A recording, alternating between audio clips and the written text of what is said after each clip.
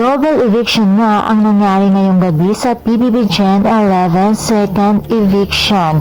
Si Mark, ang sporty go-lucky kuya ng Camarines Norte, at si Kanata, ang lola-loving apo ng Occidental Mindoro, ang na-evict at hindi nailigtas ng taong bayan. Samantala sina Dong Pat, Colette at Bella naman ang nakaligtas mula sa eviction.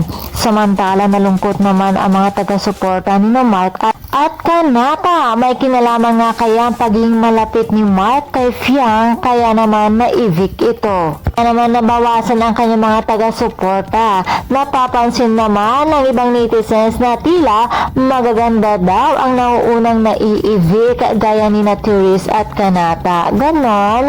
At kung kayo naman ang tatanong mga chikados, deserve nga ba ni na Kanata at Mark ang ma-evict ngayong gabi? Samantala, abangan muli natin sa susunod kung sino-sino muli ang magiging housemate na nominado. And for more showbiz update, please don't forget to like, share, and subscribe my channel. Thank you for watching.